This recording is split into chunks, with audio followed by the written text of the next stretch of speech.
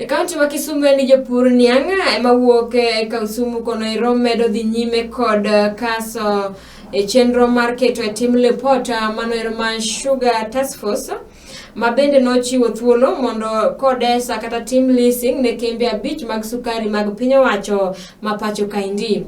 Ikotelnegi kod jalup jakom duol no ero mar National Alliance of Sugarcane Farmers Organization mano ero migosi Charles Atiang'a.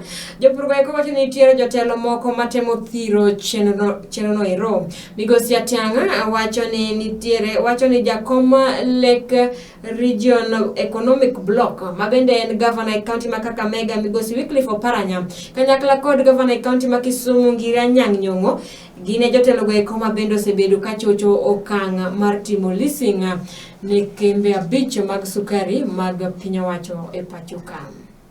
Wan ka kwa wacho kendo wanuoyo ni wasiro gigo duto ma Peter Munywa ma minister kata CS mar agriculture osegoyo ondamo e weche mag sugar industry kata weche mag kambe mar lando ng'ama nyalo manage Melil gi Muhoroni gi Miwani gi Soni. Waserito gaming'a mokadho higni 25 kiluoro waluora round. Wawacho ni sa ochopo ma jopur niang' ma nie gwenge wa duto te wasiro gi lwetwa duto te process mar kao kambegi mondo ket e management mar miluongo ni leasing kuom higni 25 mondo kel gi miluongo ni thuolo ma japur mondo ter niange kama inyalo chule maber kendo inyalo chule sa.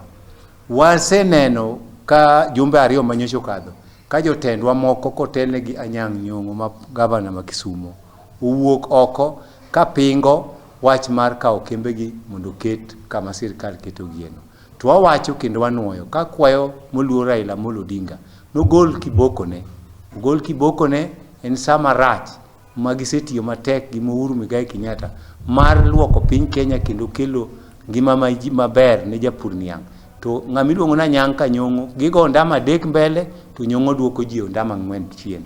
Omiyo wawacho gi dwol achiel ni wan kaka jopur wasendiko petition marwa kendo wasemiyo one of the assembly members ma Kisumu County mondo chak ondamo mar tero Professor Anyang' Nyong'o.